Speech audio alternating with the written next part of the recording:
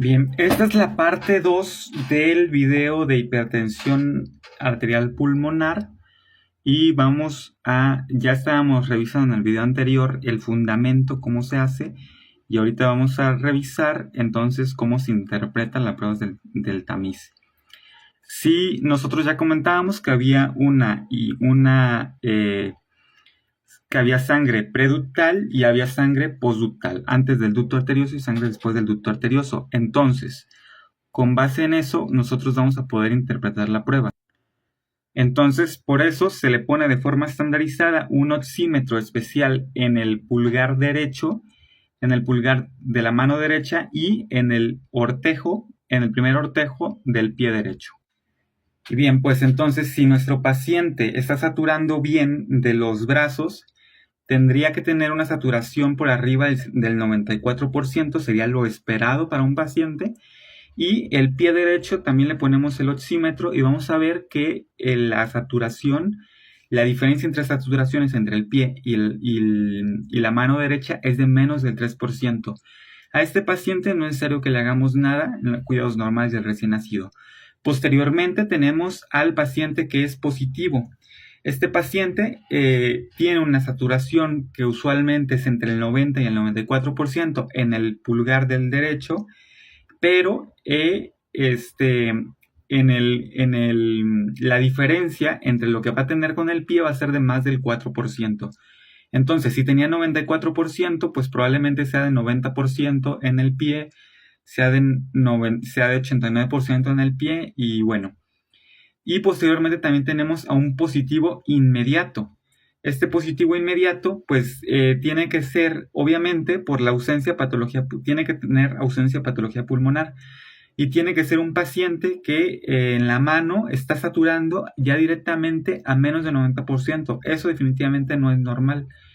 Entonces, obviamente, en ausencia de una patología pulmonar, porque si está saturando 80%, pero resulta que tiene un síndrome de aspiración por meconio, pues entonces no, no vamos a hacer un ecocardiograma, que es el siguiente paso, sino que se le va a tratar, ¿no? Entonces, positivo inmediato, menos de 90%. Si sale positivo inmediato, les hacemos un ecocardiograma y ya está. Pero si sale positivo es donde se pone un poquito, entre comillas, complejo. Si sale positivo, quiere decir que la saturación está entre 90 y 94% en el dedo, en el pulgar, pero en el pie tiene una diferencia de más de 4%. Sale positivo, vale, se lo repetimos en una hora. No sale positivo, sale negativo, entonces no le hacemos nada. Pero si sale positivo, entonces le volvemos a hacer el tamiz cardiológico. Esta es la tercera vez que se lo hacemos. Y si vuelve a salir positivo, ahora sí le solicitamos un ecocardiograma. Entonces, y así se hace el tamiz cardiológico. Hay que considerar que el tamiz cardiológico se debe hacer a las 6 horas de haber nacido y de preferencia antes de las 24 horas, pudiendo extenderse a las 48 horas de haber nacido. Bien. También considerar que la oximetría se hace con unos oxímetros que son especiales, no son cualquier oxímetros, pero bueno. Entonces, si sale positivo inmediato, pues podemos pensar en que le tenemos que hacer un ecocardiograma. ¿Y por qué? Porque seguramente va a tener una cardiopatía cianógena. Entonces, las cardiopatías cianógenas son 5 y son las 5 T's, de poner una mnemotecnia en inglés. La primera T es la tetralogía de Fallot. Después la transposición de los grandes vasos, la total anomalous pulmonary, porque está en inglés, la tricuspid valve abnormalities y el tronco arterioso común. Entonces vamos a revisar primero la tetralogía de Fallot, que se caracteriza porque tiene primero un orificio que es una comunicación interventricular. Posteriormente hay una, ¿cómo se llama esto? Hay una hipertrofia del ventrículo derecho. Además de eso hay una aorta cabalgada y entonces tenemos la obstrucción de la salida del ventrículo derecho aquí. Y entonces en radiografía recordemos que se ve como un zapato sueco y utilizamos propanolol para evitar las crisis, y cuando un paciente ya tiene crisis le damos morfina y se pone en cuclillas al paciente, porque cuando se pone en cuclillas puede respirar mejor porque se acomoda mejor la sangre que no le permite entrar a través de la arteria pulmonar, que es decir, la obstrucción de la salida se hace menos complicada. Bueno, tenemos por otro lado a la transposición de los grandes vasos. Esta es una patología muy importante donde la aorta sale desde el ventrículo derecho y la arteria pulmonar sale desde el ventrículo izquierdo. Esto hace que se creen dos circulaciones completamente diferentes entre sí y la circulación sistémica nunca se irriga. La única forma en que esta patología sea de alguna forma compatible con la vida es que haya un conducto arterioso persistente, de tal forma que se puedan mezclar las dos sangres. Esa es la transposición de los grandes vasos. También tenemos a la Total Anomalous Pulmonary Venous Return, que, bueno, esta no la pregunto.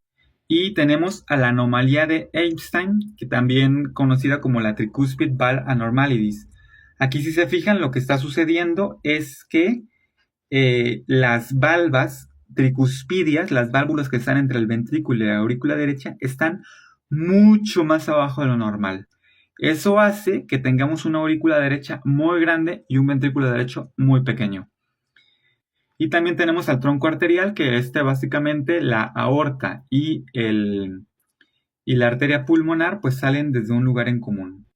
Y bien, pues el tratamiento es básicamente con soporte para prevenir el incremento de la presión pulmonar.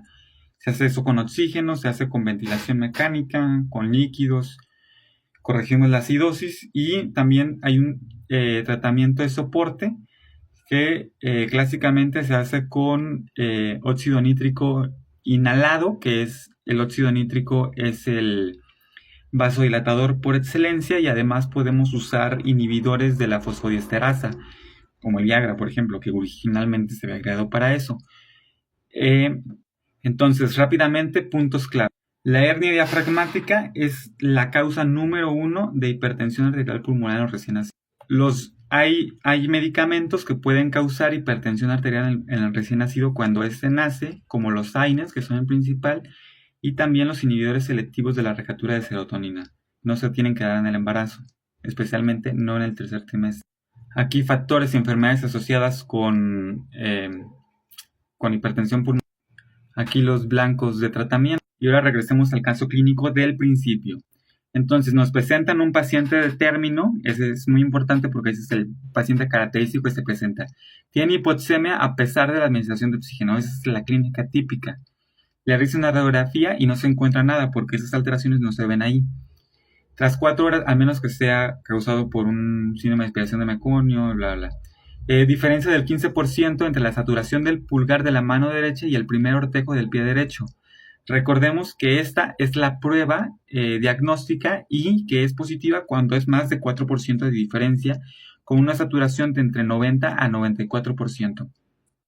Tiene además un soplo sistólico, lo cual nos habla de una cardiopatía. Y vamos a ver. Bien, aquí nos preguntan, el principal factor fisiopatológico involucrado en la condición de este paciente es un incremento de la resistencia vascular pulmonar. Nos dice una disminución de la resistencia vascular pulmonar, un incremento en la resistencia de la vasculatura sistémica o un cortocircuito de izquierda a derecha por el ducto arterioso. No, la respuesta es un incremento en la resistencia vascular pulmonar.